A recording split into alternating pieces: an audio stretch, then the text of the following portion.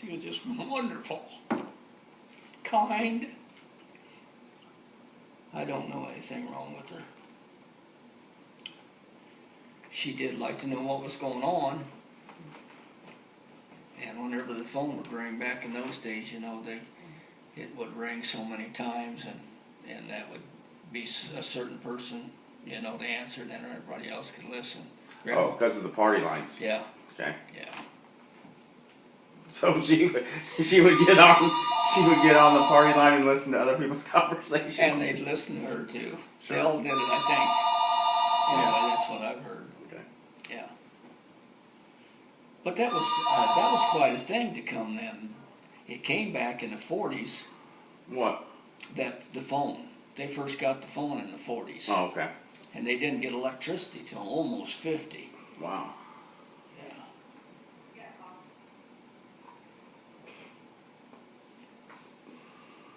But it didn't seem to bother them anything. Another thing that was interesting in those years was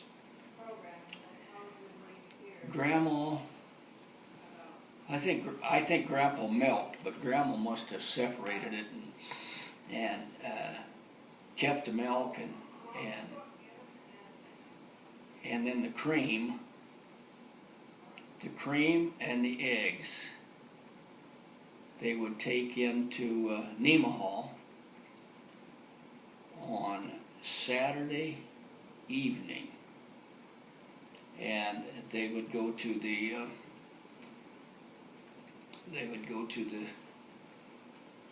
grocery store, and they would trade their produce for groceries.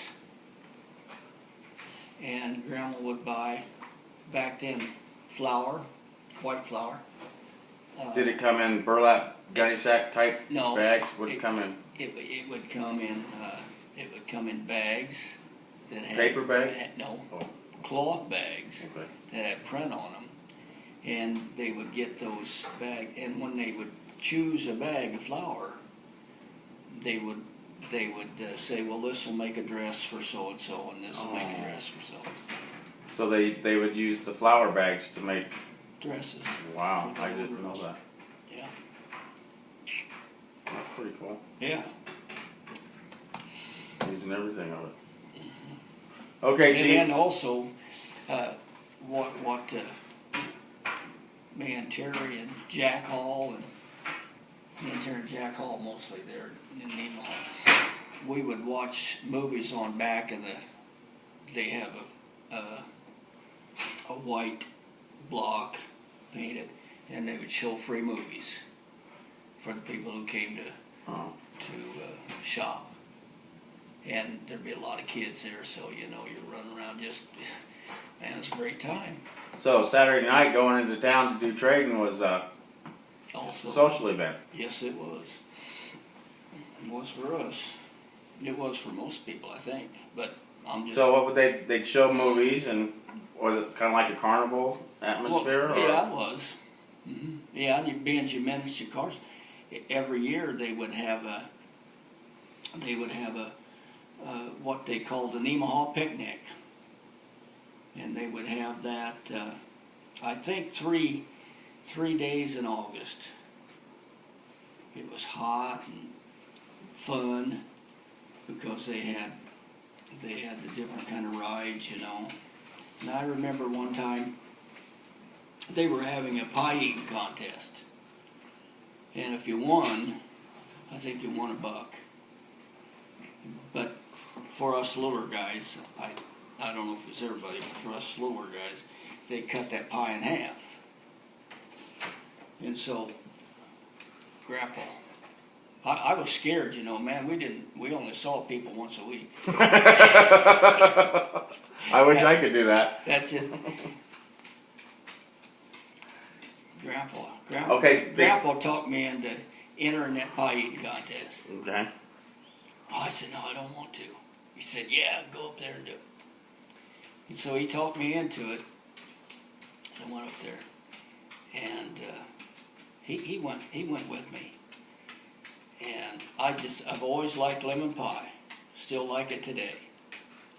and there was a lemon pie there, and I was going to choose that lemon pie.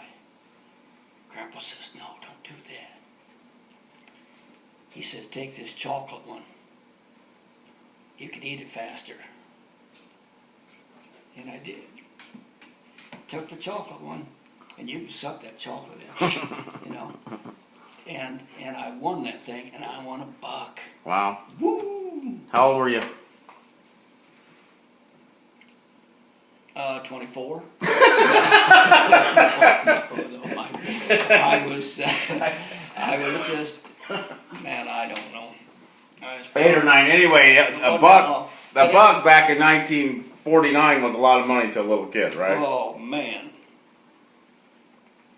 And that wasn't 49, that was probably 47. 47? Maybe 46, yeah. Okay.